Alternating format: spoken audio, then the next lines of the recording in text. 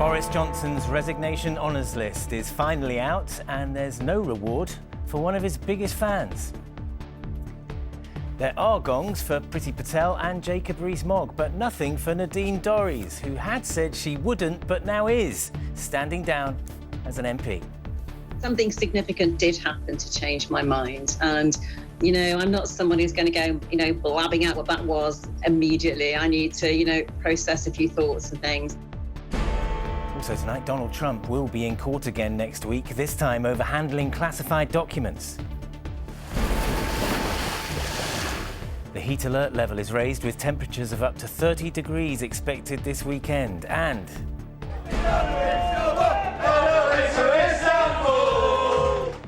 can City do the treble in Turkey in the Champions League final?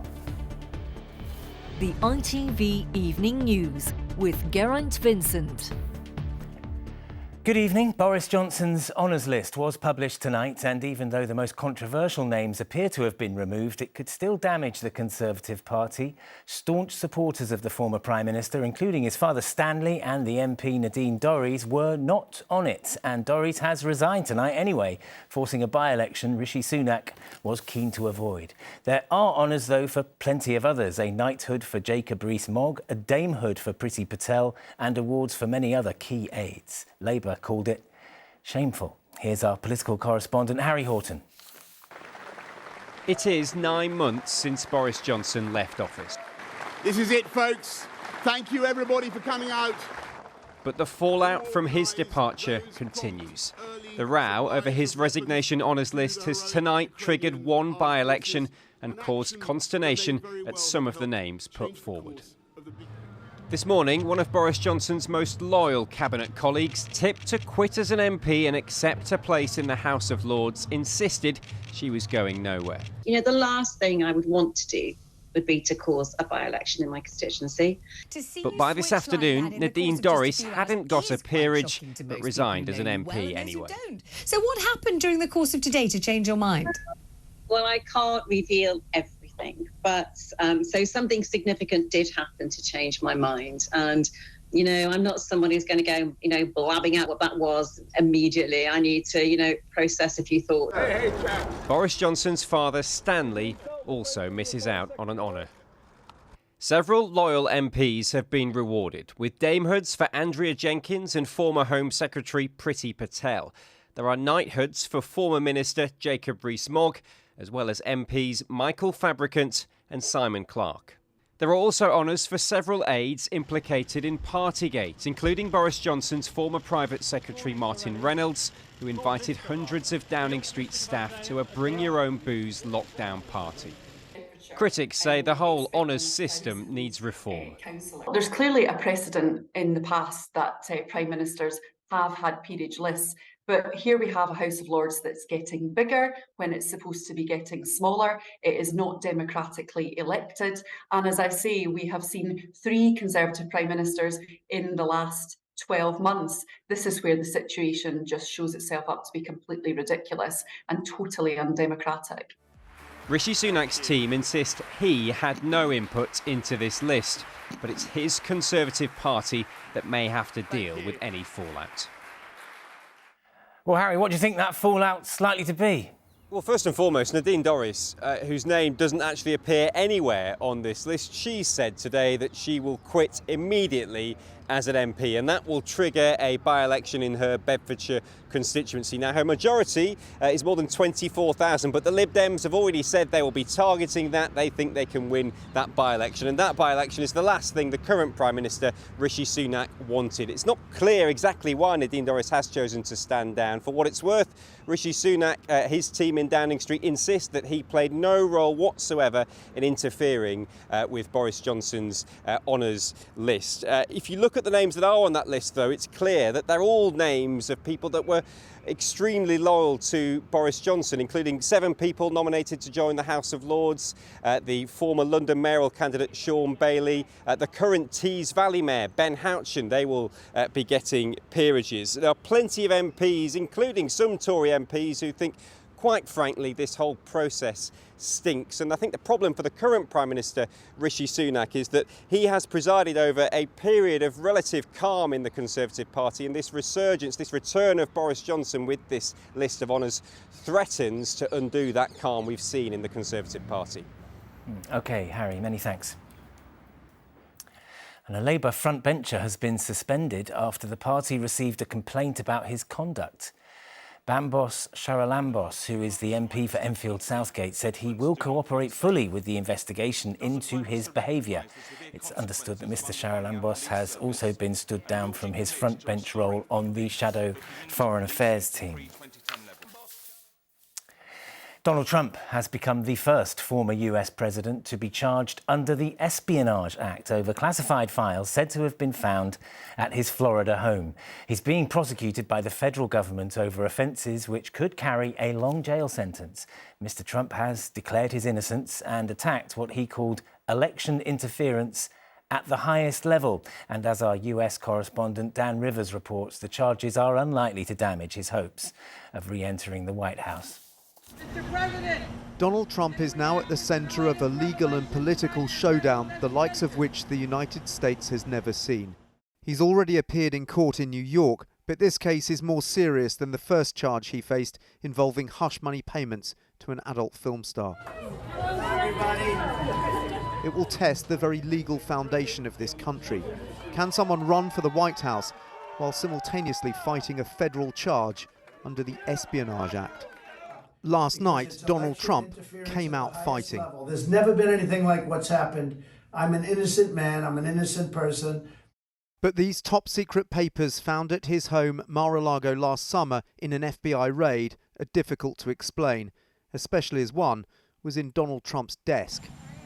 Why they were transported to Florida in plain sight and not given to the National Archives will be at the heart of one of the most consequential federal court cases in US history. The records of an administration going out of office come into the legal custody of the Archivist of the United States. That means that the legal custody of those records are with the American people. I'm very proud of my former colleagues for standing up to the former president. But a lawyer who until recently represented Donald Trump in this case denies the former president has done anything wrong. Isn't there plenty of evidence in this case that there has been obstruction? It's not even willful retention, and certainly there's no obstruction from everything that I've seen. The issue about cooperation and the so-called obstruction is something that I think has not really been properly presented. In fact, the government fought to get the papers for more than a year before the FBI finally resorted to raiding Trump's home. The irony is that as president, Donald Trump himself increased the punishment for taking classified documents. In my administration, I'm going to enforce all laws concerning the protection of classified information. No one will be above the law. But later he claimed those rules didn't apply to him as president. If you're the president of the United States, you can declassify just by saying it's declassified, even by thinking about it. However, a recording of Trump at his New Jersey golf club appeared to catch him boasting about keeping classified documents months after leaving the White House. In a transcript obtained by CNN, he reportedly said, "As president, I could have declassified, but now I can't," adding, "Secret, this is secret information. Look at this. This was done by the military and given to me." The results of the legal and political battles ahead might not align. If Trump wins the election and loses the court case, America will find itself in a constitutional and democratic crisis.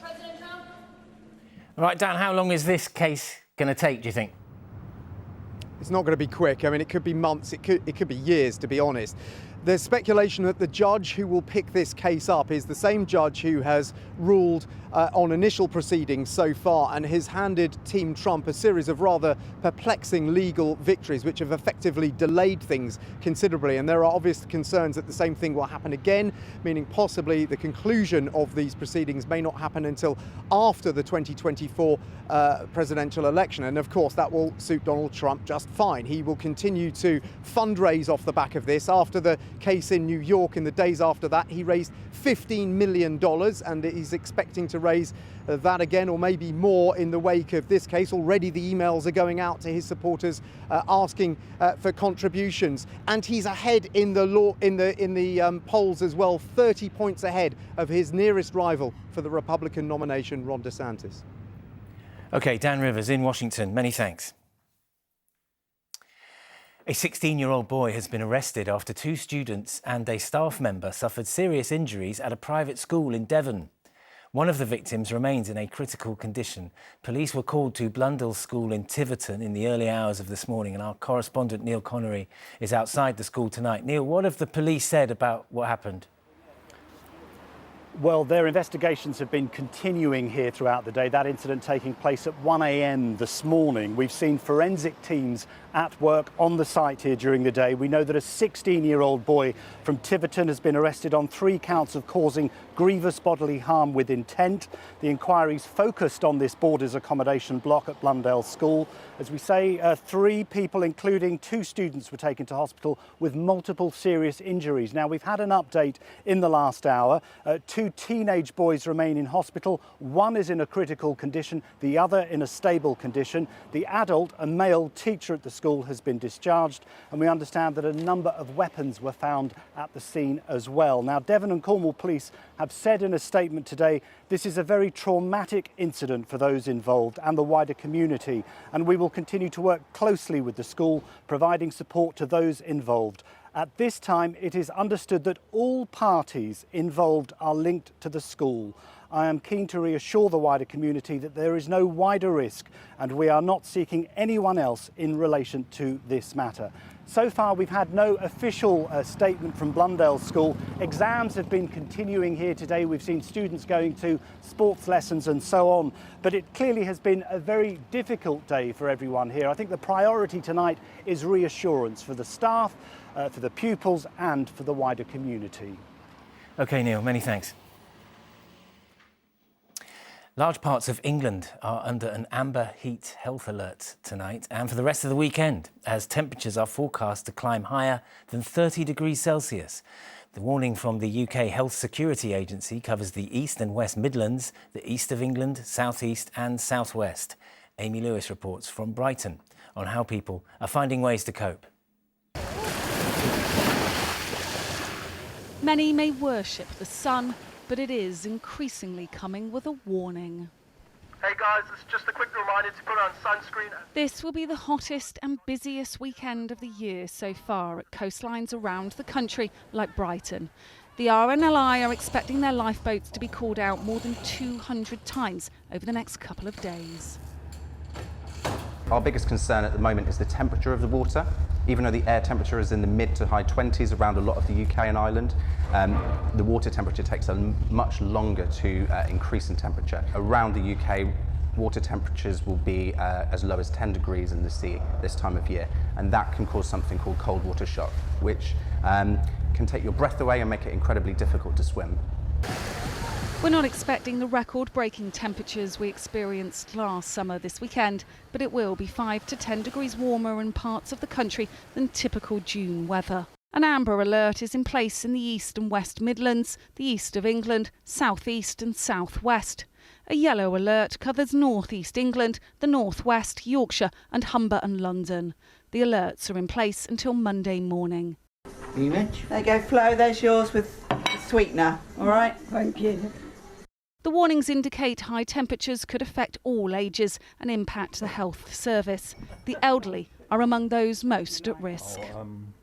Please just take an extra thought for them, you know, in terms of things like making sure they're drinking enough fluid. That's so important.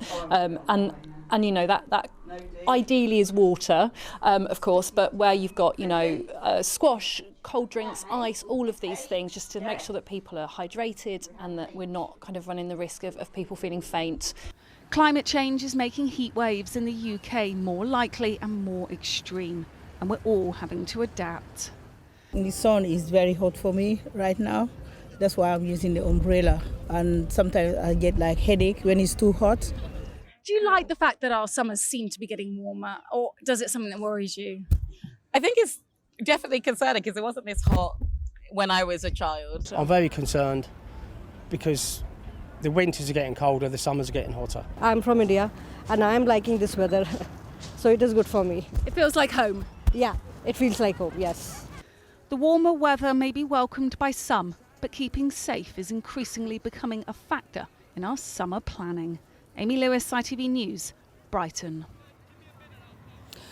Well, let's just put this into some kind of context. And of course, as I mentioned there in my report, we're not expecting the record-breaking weather that we saw last July when it went above 40 degrees in the UK for the first time this weekend. And this new colour-coded system does include a red alert, the most serious alert, and there's none of those in place in the UK this weekend. However, forecasters do say it will reach 30 degrees, and that is a very rapid rise in temperature. It will be humid, especially overnight, and we are being warned to be sensible. Thank you, Amy. Still to come on the ITV Evening News tonight. We'll hear the tributes to a 15-year-old who died when his e-bike crashed after being followed by police. His mother calls him the sweetest, kindest boy. And can Manchester City complete the treble? I'm in Istanbul with all the build-up to tomorrow's Champions League final. And the party's already started there. We'll take you to Istanbul live after this break. See you shortly.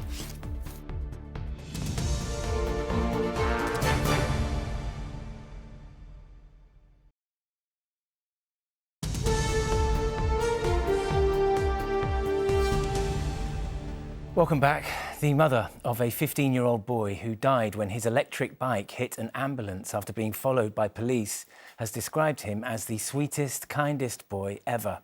Saul Cookson died yesterday in Salford in Greater Manchester. The incident has been referred to the police watchdog. Our North of England correspondent Rachel Townsend has more. A grieving mother reading tributes to a son she says was full of love.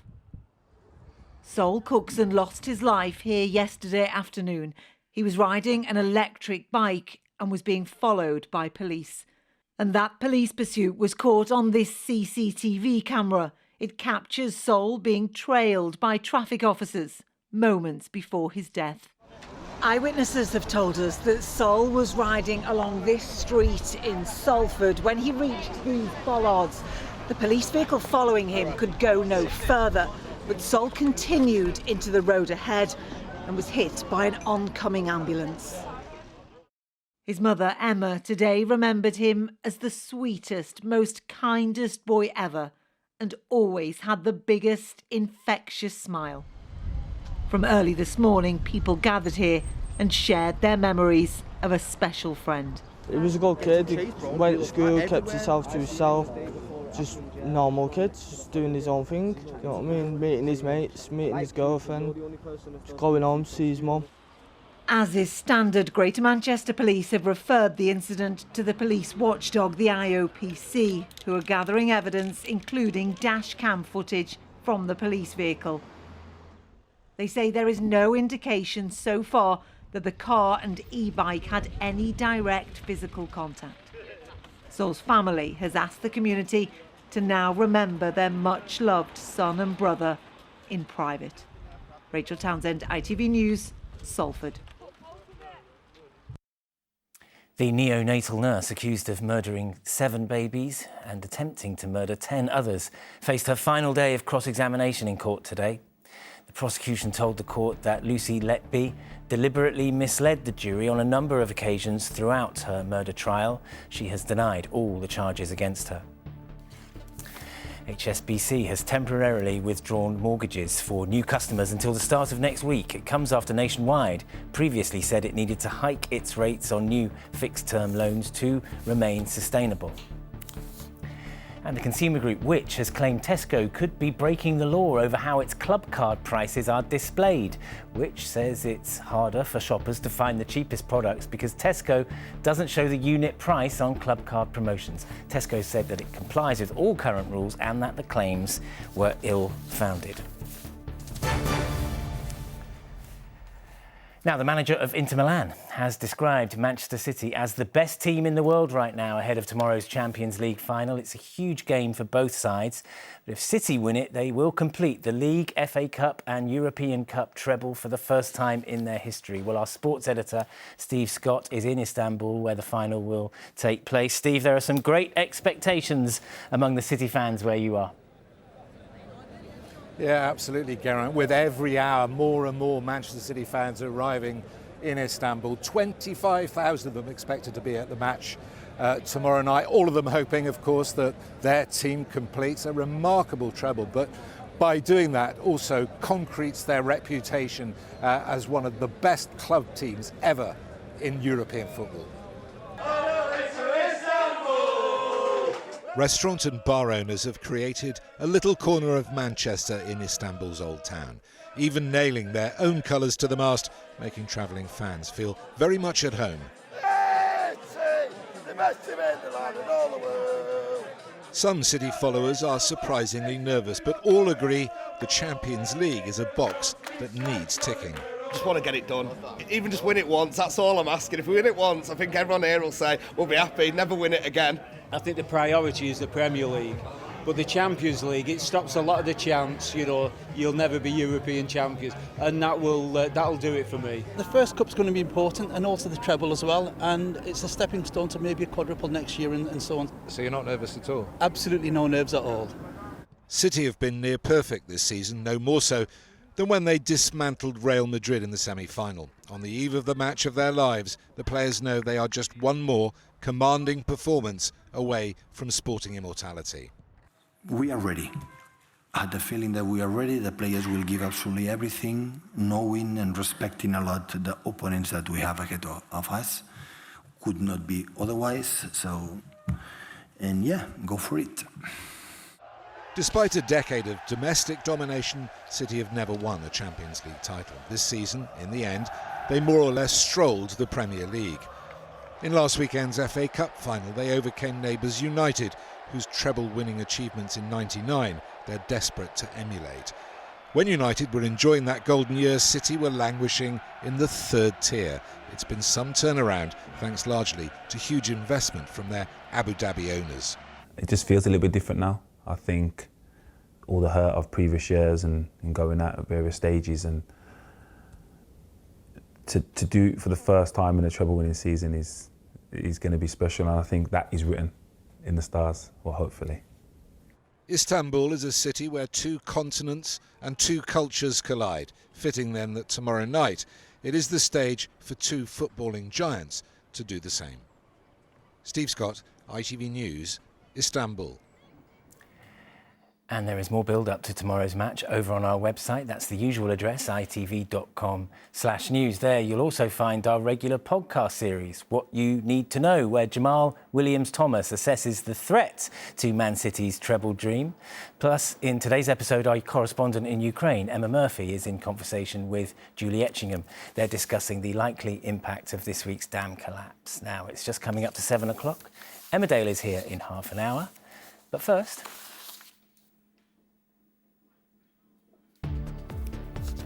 President Macron meets the backpack hero who confronted the knife attacker in a children's playground. And later on, former Coronation Street star Nicky Sanderson at the hacking trial as the Mirror Group apologises for using private investigators. And also... I'm at training with the legendary footballers and the celebrities taking part in this weekend's Soccer Aid. And with temperatures rising this weekend, here on the East Coast, it will be refreshingly cooler. I'll have the full forecast in just a few minutes. And we've got more on that amber heat alert now with our science correspondent Martin Stew. You've been sending us your questions for Ask ITV. Viewers from across the country have been asking what the alert means, what you should do, and also whether it's all a bit of an overreaction. And over the next few minutes, we'll try to work through as many as possible. So let's hear our first question, Martin, from Chris in York. And this when we go on holiday. Do we really need a heat health warning? I mean, it's the question that we've been bombarded with all day. Do we really need one? What I would say to Chris and everyone watching at home is the argument is, if you're on holiday, you've got maybe a pool, maybe air conditioning, you're geared up for it. In this country, we don't have the infrastructure. And the likelihood is, if you're relatively young and relatively healthy, as long as you don't get sunburnt, you're probably going to be absolutely fine. But if you're older or have an underlying health condition, the stress your body's under to try and cool you down can be very dangerous and possibly even fatal. Just take a look at this graph, because I think it helps illustrate things, actually. What we've got here is the flat line, the redder line, is the average number of deaths, and then the wigglier one, the darker coloured line there, is the exact deaths we had in the summer last year. Let's see where we have the two heat waves now. We're going to put on two sessions, and we can see that those peaks correspond with the heat waves. And that particularly big spike in July was right around that time we had those record-breaking temperatures of 40.3 degrees. So actually, in this country, heat waves are more deadly than storms and snow. We have warning systems and names for storms, and what they're trying to do is just something similar for heat. OK, our next question is from on an email from Jamie Adams. He asks, how likely are we to face 40-degree days this summer, and how can we prepare for them? Well, that 40 degrees, as I said, was a real exception last year. To see it this year is probably quite unlikely, but the chances of seeing something like that again over the next 5-10 years are getting progressively more likely as climate change kicks in. How can we prepare? Well, on a big scale, maybe it's fitting more air conditioning to buildings and transport systems, and for us personally, it's really just learning to cope and manage with it, because we're going to see conditions like this more commonly in the future. OK. Now, with many heading to the beach this weekend, here's a very pertinent question from Dahlia in Southend. Hi, my name is Dahlia Joe, and my question is, how safe is it to sunbathe when the weather gets so hot? Yeah, we're not wanting to sound like a killjoy. Every dermatologist would say there's no such thing as safe sunbathing. One thing I think is worth bearing in mind is the sun is particularly high in the sky at the moment. So actually, you're more likely to get sunburnt in June than you are in August. All the usual advice applies: sunscreen, hat, stay in the shade in the midday. Next, a question from Connie, who's a mother of two in Bedfordshire. What's the best way to keep babies and young children cool overnight? Right, well, I think the main tip is try not to let the house get too hot in the first place. And the mistake that lots and lots of people do is they open all the curtains and all the windows during the day. If the air outside the house is hotter than it is inside, try and keep those windows and curtains closed. And then as soon as the temperature drops outside, open everything up, get that fresh air coming in. If you've got a fan you can put in your child's bedroom, that's pretty good as well. And if you've got one, put it on the floor pointing up, because you want the cold air at the bottom to circulate. And here's a top tip for you. If you want a free or very cheap alternative to air conditioning, put a frozen bottle of water in front of that fan and it'll work a treat. You're going to have to email all this to me. OK. Right, let's hear from Margaret now, who's in Tunbridge in Kent. When it's hot, should I drink cold drinks to cool you down rather than a hot drink? Absolute classic question from Margaret. You've got two theories here. One is you drink a hot drink, you sweat more, the sweat evaporates, it cools you down. The other is you have a cold drink and it cools your core and you cool down. Now, scientists have looked at it, and actually, it makes no real difference. They both do the same thing. So as long as you stay hydrated and drink lots, that's great. But if you go for hot drinks, maybe ease off the strong coffees, because caffeine's a bit of a diuretic. Right, so Dan in Faversham now, and he's got a question that will interest dog owners. Is it too hot for dog walking?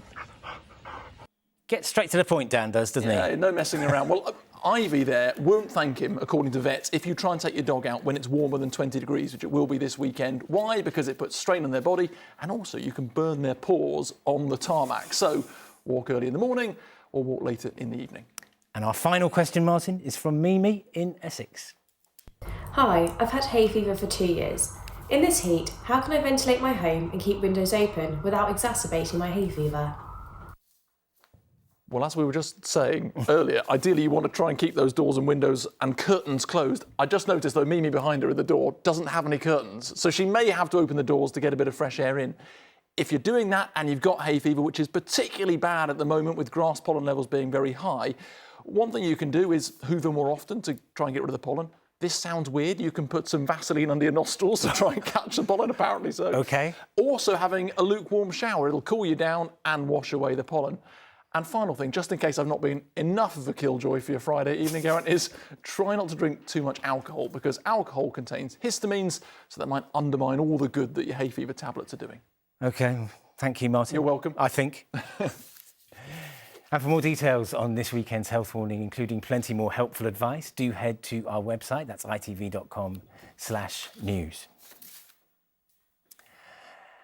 Now let's get an update on what's making the news tonight. And while we've been on air this evening, Donald Trump's indictment has been unsealed. It is the first official confirmation that the former president is facing federal criminal charges. He's accused of mishandling classified documents found at his private Florida home. The surprise resignation of Nadine Dorries as an MP tonight means the Conservatives will face a crunch by-election. The staunch Boris Johnson ally was not named in his resignation honours list published this evening, but former cabinet ministers Priti Patel and Jacob Rees-Mogg have been nominated for gongs. You can find the full list available now on our website. And a teenage boy is tonight in a critical condition after three people sustained multiple serious injuries at a private school in Devon. Police had been called to Blundell School in Tiverton following reports of a serious assault in the early hours of this morning. Now, the French President Emmanuel Macron says he's heard positive news about the 4 young children stabbed in a horrific attack in Annecy yesterday. A 3-year-old British girl is among them. It came as he visited 2 of the hospitals where all the injured, including 2 adults, were treated. The President also went to the scene of the horror and thanked a man who intervened. From Annecy, our correspondent Rachel Younger has sent this report. At the gates of the playground where violence descended yesterday, there is now nothing but love for the little ones hurt here. Pictures drawn by children not much older than them, left amongst the flowers.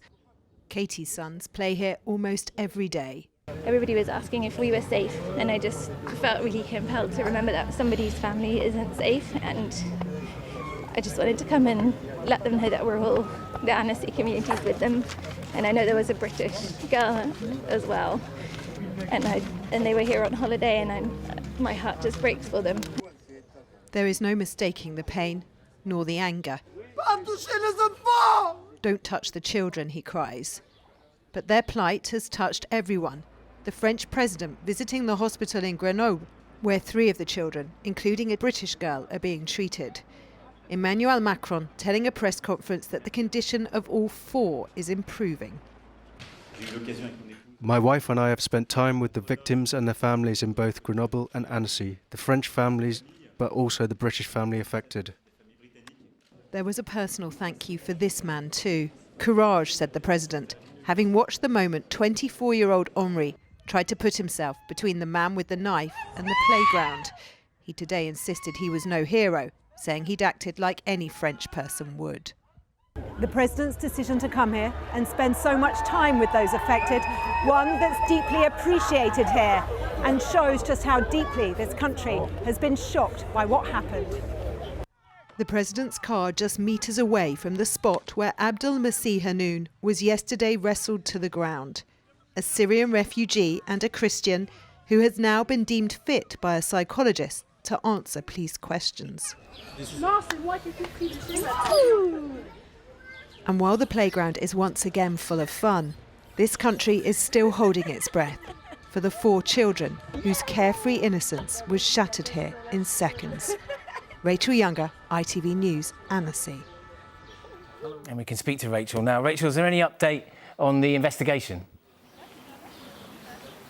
Yes, police have this afternoon been given longer to question the suspect, and we have heard a little bit more from the authorities about his potential state of mind. We knew that he was someone who had been given refugee status by Sweden, but we have learned since that it had been 4 months since he last spoke to his wife, who remains there, and a 3-year-old child, the same age, of course, as some of those still in hospital here this evening. Now, we understand that he had also applied for asylum here in France, but that only in the days before this attack had he learnt that that application had been refused. Now, with such scant information, there are still more questions than answers when it comes to what may have motivated such an inexplicable attack, particularly with terrorism having been so quickly all but ruled out. But we have had better news from the 2 hospitals where all 6 of the injured have been treated. Only 5 of them remaining there now. One of them well enough, an elderly man, to be alongside the president when he met emergency workers here. We are told tonight by the mayor that all of the other 5, the adult as well as the children, are all doing better. And as you see from the flowers behind me, there are very many people desperately wishing and hoping for their speedy recovery. Rachel Younger in Annecy, many thanks. Next, the deaths of at least 36 former patients of the disgraced surgeon Ian Patterson are to face an inquest, with another 130 still to be reviewed. It follows an investigation into cases treated by Patterson where breast cancer was listed as a cause of death. He's currently in jail for carrying out unnecessary and unapproved procedures on more than 1,000 patients. Stacey Foster has more. Marie Pinfield died in 2008 after being diagnosed with breast cancer. Her sister Shirley promised to get to the truth about what happened to her. Marie's death is one of 36 being investigated by the coroner, who suspects her surgeon may be to blame. I've lived it now for, 15 years? And grief is a strange thing anyway. The waves of it come over you unexpectedly, but obviously on a day like today, when you've actually seen the person that you think's perpetrated her early demise, it's hard. Ian Patterson was widely regarded as the best breast cancer surgeon in the West Midlands in the early 2000s. But over the course of a decade, he carried out botched and unnecessary surgery at NHS and private hospitals. A judge has now reviewed the deaths of 417 of his patients to see if they were unnatural. Ian Patterson appeared at the hearing via a video link from prison, where he's serving a 20-year sentence for carrying out unnecessary operations in the private sector. He told the court that he was representing himself. 9 new inquests will open on the 14th of July. The conductor and arranger Matthew Jones was 18 when his mother Eunice died after being operated on by Ian Patterson. If the coroner rules that he, enabled by the state, was responsible for just some of those deaths, it'll be the biggest medical scandal since Shipman. Ian Patterson has always denied any wrongdoing. The full inquests will be heard next year. Stacey Foster, ITV News, Birmingham. And the daytime TV legend Anne Diamond has revealed she has been fighting breast cancer. Diamond started her career in regional news and then became a star of daytime TV in the 1980s and 1990s. And a concert will be held tonight commemorating the 75th anniversary of the arrival of the Empire Windrush, on which Caribbean migrants first came in large numbers to help rebuild Britain after the war. The Windrush 75 concert will feature artists including Craig David, Beverly Knight and Yolanda Brown. Now, the publisher of the Mirror newspapers has apologised in court to the former Corrie star, Nikki Sanderson, for using private investigators to find stories about her. A lawyer for the group said it shouldn't have happened and said it won't happen again. It came as the actor was giving evidence over a string of articles she claims used information gathered unlawfully, including by phone hacking. The newspapers deny those claims. Nick Wallace is outside the High Court. Nick, what happened today? Well, Geraint, Nikki Sanderson became the second claimant witness after Prince Harry to give evidence during this lengthy trial. She was first seen on our television screens back in 1999, aged just 15, when she played the part of Candice Stowe in Coronation Street. Ms Sanderson, who we can see here arriving at the Rolls building this morning, told the High Court that Mirror Group newspapers abused her when she was a child by paying people to follow her and writing negative stories, which could only have come from having her phone hacked. Today, the Mirror Group's barrister apologised unequivocally for hiring private investigators to obtain information about Ms Sanderson on 4 occasions in 2004 and 2005. The publisher concedes that whilst this is evidence of instructions to unlawfully obtain Ms Sanderson's private information, it doesn't mean her phone was ever successfully hacked. Now, Nikki Sanderson, who currently appears in the Channel 4 soap Hollyoaks, said she only realised that stories about her in the mid-2000s came from having her phone hacked in 2019. And she believes that the alleged unlawful activities of Mirror Group journalists contributed to a backlash against her, saying people would shout at me in the street, calling me a slag or a slut. People would elbow me and push me. She described on one occasion how a group of girls set fire to her hair. Now, the Mirror Group says that Miss Sanderson's claim is neither denied nor admitted, but it is certainly not accepted that her voicemails were intercepted to any significant extent. Well, we've now reached the end of this 4th week of this 7-week trial, and Miss Sanderson is expected to continue giving evidence on Monday. Nick Wallace, thank you. Sport now, and Novak Djokovic is 1 win away from a record 23rd men's major title after he beat Spain's Carlos Alcaraz in their French Open semi-final. Now stay with us this Friday night as we chat to some of this year's Soccer Aid All-Stars. Tom Hiddleston is among the celebrities taking on the pros at their own game. We'll hear his score prediction before the end of the programme. And the warm weekend ahead nice. will be interrupted by thunderstorms for some. I'll have all the details in just a few minutes. And it's nice weather for ducks in Hong Kong. We'll have the story behind these enormous bath toys. Join me and Becky for more right after this break.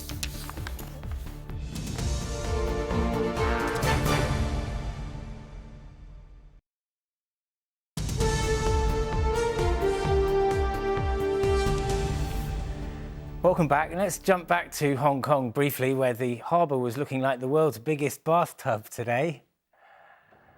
2 giant yellow inflatable ducks are making quite a splash there. The pair look like they'd be at home in any tub, except for the fact that they are 18 metres tall. The Dutch artist who created them says he did it quite simply for the fun of it.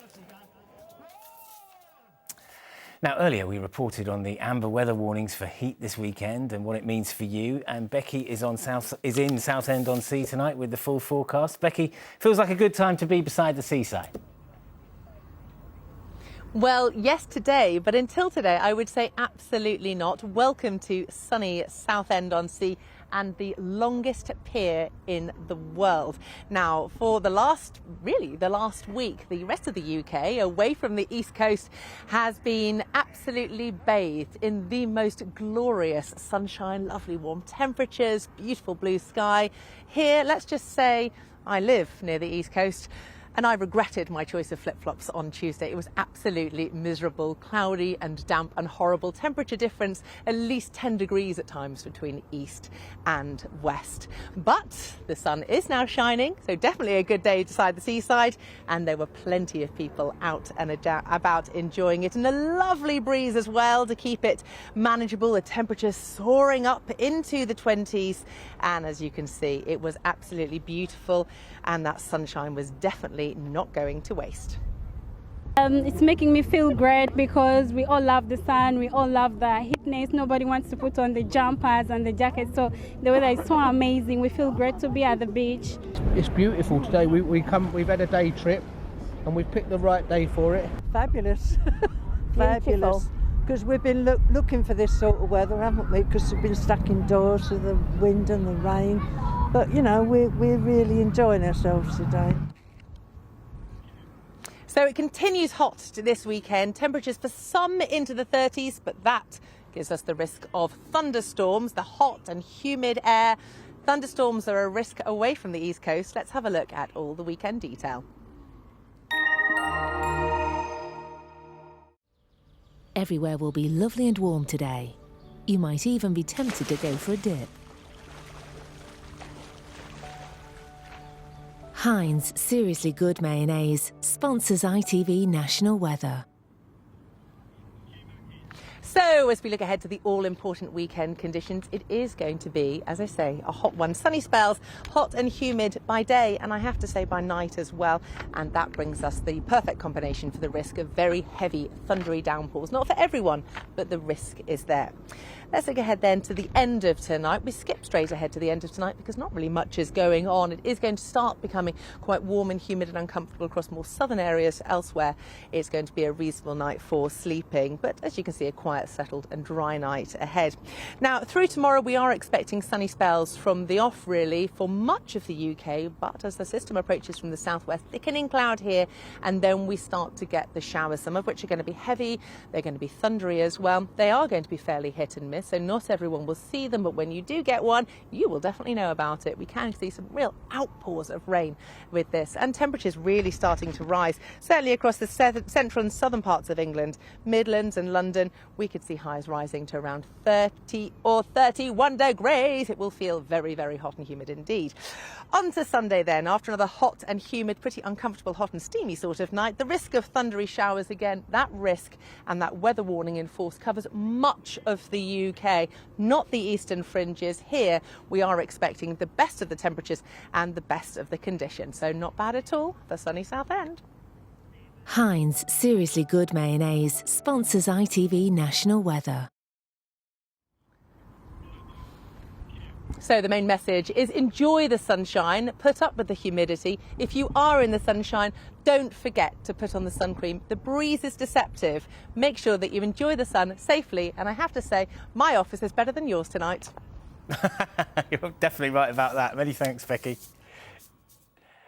And finally, while Man City take aim for the treble this weekend, their Manchester rivals United will at least have a final in their stadium. Soccer Aid returns to Old Trafford on Sunday with a star-studded match raising money for the children's charity UNICEF. Our entertainment reporter Rishi Davda heard from some of the players ahead of that big game. Pros train for years to play in front of millions. These celebs have got a couple of days. Soccer Aid sees the footballing and entertainment worlds collide to raise money for the UN's children's charity, UNICEF. Actor Tom Hiddleston is playing for the first time. He's previously visited South Sudan and Guinea as an ambassador to see how donations help with education and clean water. What was most moving for me on those trips really was seeing how embedded and how invested UNICEF is as an organisation in lifting these children out of the circumstances they find themselves in. The England and World 11s are mixes of retired footy stars and famous faces, all leaning on the coaches to get what they want. I think they try to pressure to play not just in the position but for the duration they want to play, but the reality is that there's lots of requests, isn't there? There's like, I like to play this position, and you took me off after 15 minutes last year. Do you think I could play for a little longer? It's back! It's in! The World 11 has won 4 years on the bounce. Jill Scott, Gary Neville, Wrexham hero Ben Foster and Eni Aluko are some of those lacing up their boots this Sunday. The non-footballers take it very seriously. The footballers kind of, take it a bit casually, and then they start getting serious as the week goes on. Everybody's competitive side will kick in a little bit, and you'll start to see the nastiness of all of these people, because it's all in there somewhere, I guarantee it. Ever since Robbie Williams started Soccer Aid back in 2006, it's raised £75 million for UNICEF. And although all the players know it's for a good cause, they still want the bragging rights that come with victory. 2-1 England. Yes. 4-1 England. Whoa! Come on. Oh, I like that. England 3-2. England's 4-2. That's very strong. I like that confidence. Yeah. If you get England to penalties, it never ends well for them. So I'm going to say World 11 on penalties. Cheeky 5-2 win to us. I think we'll take that. I've got to back my team. I'll go 4-2. A sunny Old Trafford will host the game, which has humanity at its heart, though there will be no love lost when the first slide tackle goes in. Rishi Davda, ITV News. And you can see the Soccer Aid game live here on ITV1. Coverage starts from 6:30 p.m. on Sunday. That is all from us for now. Lucrezia's here with news.